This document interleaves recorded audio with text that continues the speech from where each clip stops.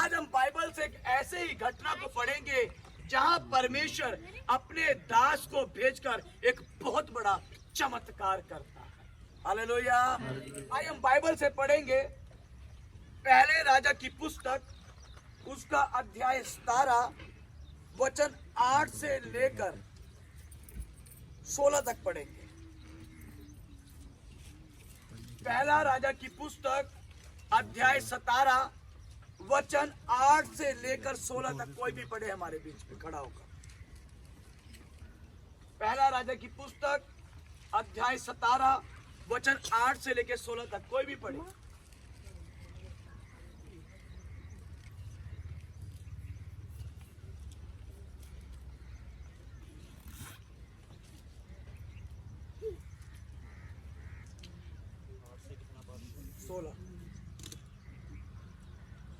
तब योहा का यह वचन उसके पास पहुंचा, चलकर सीदोन के साप्रत नगर में जाकर वहीं रहे। सुन, मैंने वहां की एक विधवा को तेरे खिलाने की आज्ञा दी है।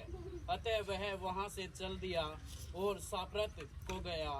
नगर के फाटक के पास पहुंचकर उसने क्या देखा कि एक विधवा लकड़ी बीन रही है। उसको बुलाकर उसने कहा, किसी पात्र में मेरे पीने को थोड़ा सा पानी ले आ।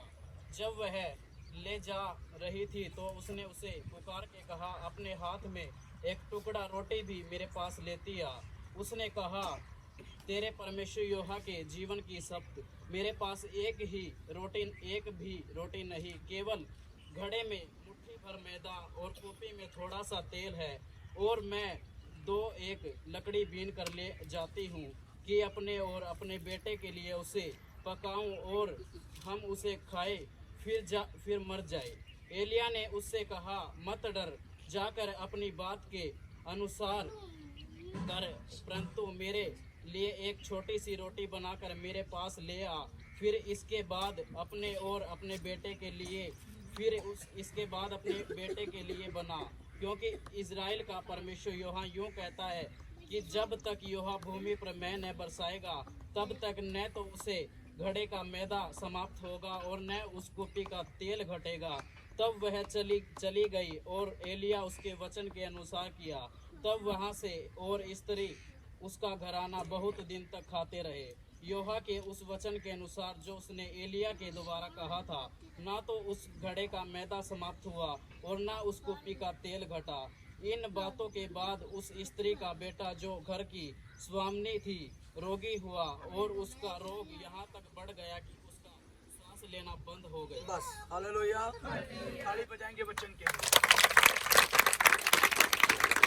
यहाँ पर परमेश्वर अपने भविष्यवक्ता एलिया को कहता है कि एक नगर सारपत है, तू सारपत नगर में चला जा और मैंने तेरे रोटी पानी का इंतजाम उस नगर में किया है।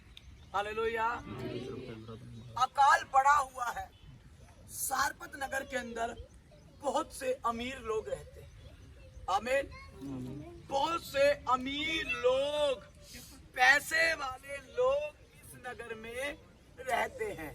पर परमेश्वर ने अपने दास के खाने का इंतजाम किसी अमीर के घर पे नहीं किया, किसी सरकारी मुलाजिम के घर पे नहीं किया, परंतु वो अपने दास की रोटी का इंतजाम एक विधवा के द्वारा करता है।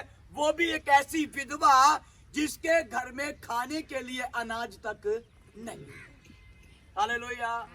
अगर परमेश्वर चाहता तो अपने नबी के लिए अच्छा प्रबंध कर सकता है, उसको अच्छे होटलों में खाना खिला सकता है, उसके लिए बंजर जमीन पे भी भंडारों को पैदा कर सकता है। पर परमेश्वर ने बोला, तू सारपत नगर में जा और वहां पर एक विधवा तेरे लिए रोटी को बनाएगी। आमीन। तब ये खुदा का दास सारपत की ओर चला गया और रास्ते में क्या देखता है कि एक विधवा औरत लकड़ियां बीन रही है। हालेलुया। और उस औरत को बोलता है कि जा मेरे लिए 1 गिलास पीने का पानी लेती है। वो पानी लेने जा ही रही थी कि कहता है, सुन, मेरे लिए एक टुकड़ा रोटी भी लेती आना। औरत ठहर गई और बोलती है, यहोवा की शपथ, मेरे पास कुछ भी तुझे खिलाने के योग्य नहीं। मेरे कनस्तर में केवल एक मुट्ठी मैदा और कुप्पी में थोड़ा सा तेल है, और मैं उस तेल से, उस मैदे से एक रोटी बनाऊंगी, आगे अपने बेटे को दूंगी, आगे खुद खाऊंगी, और उसके बाद हम दोनों मर जाएंगे। हालेलुया। इस औरत के पास केवल एक रोटी का राशन, और ये रोटी कोई मामूली रोटी नहीं। जिस समय ये औरत अपनी और अपने बेटे की हत्या करने का षड्यंत्र रच रही थी, ये नहीं चाहती कि मेरा जवान बेटा मेरी आंखों के सामने भूख से तड़प के मर जाए। हालेलुया। ना ये औरत ये चाहती है कि मेरा बेटा बचे और मैं मर जाऊं और मेरे बाद मेरा बेटा भी मर जाए। इसलिए ये माँ ऐसी योजना बनाती है कि मैं इस रोटी में कुछ ऐसा मिला दूंगी कि मेरा बेटा और मैं एक साथ दोनों मर जाए। हालेलुया। पर जिस समय ये औरत इस योजना को बना रही थी, तब परमेश्वर इसकी बातों को सुन रहा। हालेलुया। तब परमेश्वर की बातों को सुन रहा था। इसको लगता है कि अब कोई समाधान नहीं है, अब कोई उम्मीद नहीं है, क्योंकि अकाल पड़ा है और मैं बहुत कंगाल हूँ, मैं कर्जे में डूब चुकी हूँ, कर्जा चुकाने के लिए भी मेरे पास पैसा नहीं है। इससे अच्छा है कि हम दोनों को अब मर जाना चाहिए। हालेलुया। कर्जा मांग मांग के थक गई, अब कर्जा मांगते हुए भी शर्म आती है। आमीन।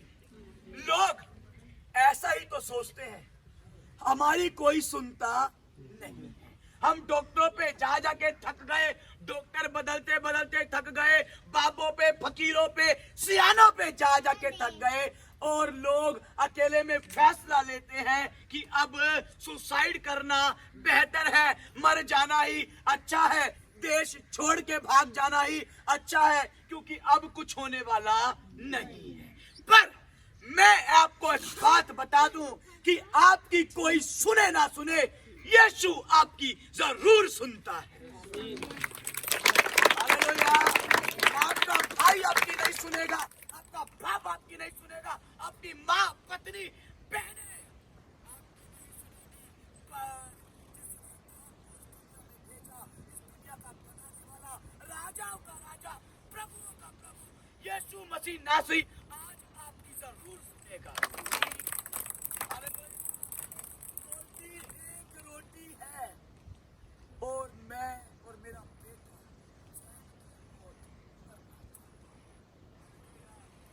एलिया ने बोला, तू चली जा, जो तुझे करना है तू कर, लेकिन पहले मेरे लिए लेकर। हालेलुया। अब औरत परेशान हो, आ गए पादरी साहब, चैन से मरने भी देते नहीं। हालेलुया। पास्टर जी चैन से मरने देते भी नहीं है। आखिरी रोटी थी, खा के मर जाती, पादरी साहब आए हैं, एलिया जी, ये भी छीन ली। हालेलुया। ऐसा ही सोचते हैं लोग। परमेश्वर का दास जब बोलता है तो परमेश्वर की ओर से बोलता है। हालेलुया। पर लोग अपनी समझ का सहारा लेते हैं और सोचते हैं पास्टर जी का काम है लूटना, और हमें तो लूटते ही रहते। हालेलुया।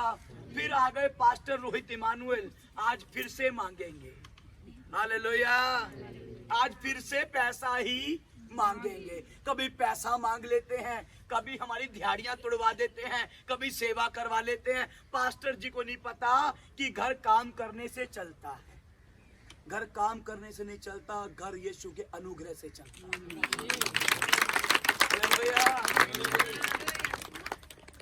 ऐसा ही सोचते हैं लोग।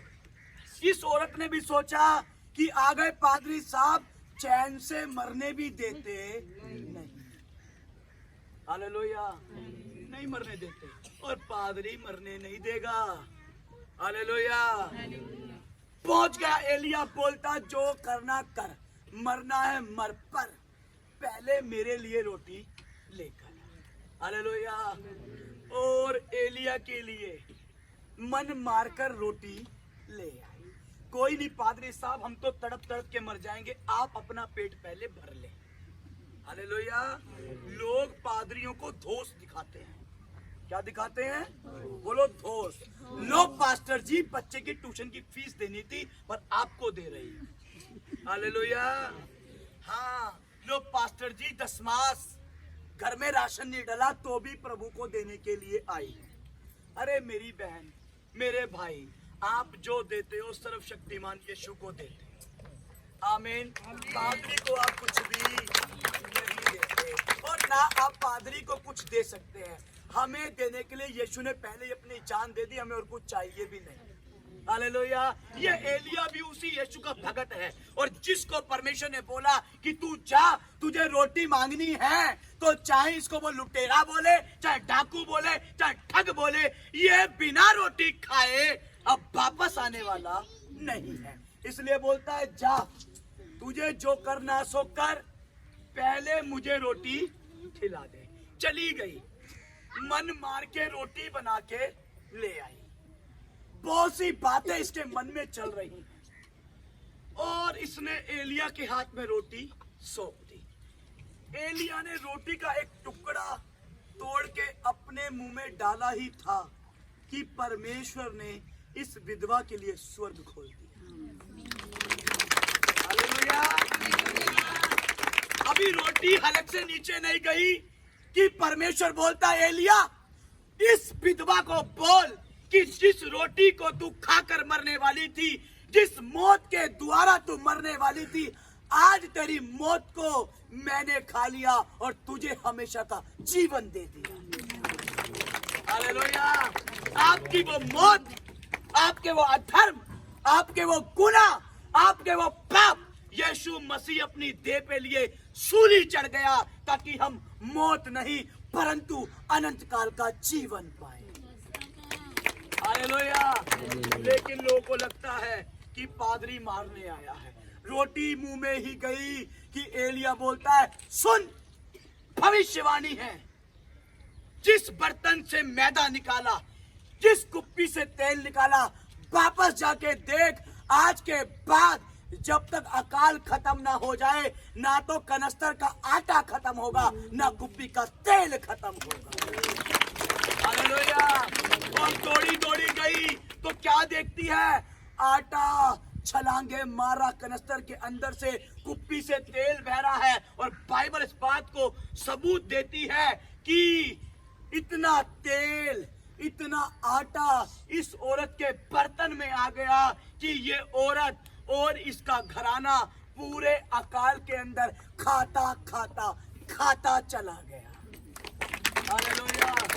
और मैं आपको एक बात बता दूं कि जो स्त्री होती है ना, स्त्री के एक नहीं दो घराने होते हैं, एक उसका मायका और दूसरा उसका ससुराल। इस औरत के बर्तन में इतना आटा आ गया, इतना तेल आ गया, इसके मायके के सारे लोग उसमें से खा रहे हैं, इसके ससुराल के सारे लोग उसमें से खा रहे हैं, पर ना तो आटा खत्म होने का नाम लेता है, ना तेल खत्म होने का नाम लेता है। क्योंकि जब परमेश्वर देता है तो वो देते देते नहीं थकता, आप लेते लेते थक जाओगे।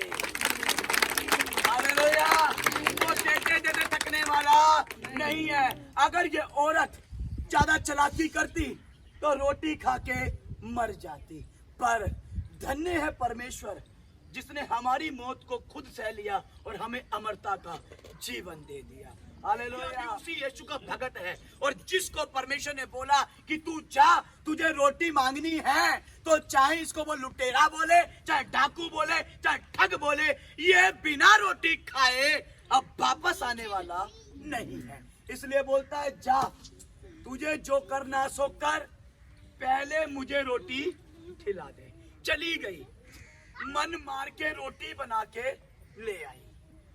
बहुत सी बातें इसके मन में चल रही हैं और इसने एलिया के हाथ में रोटी सौंप दी। एलिया ने रोटी का एक टुकड़ा तोड़ के अपने मुंह में डाला ही था कि परमेश्वर ने इस विधवा के लिए स्वर्ग खोल दिया। हालेलुया।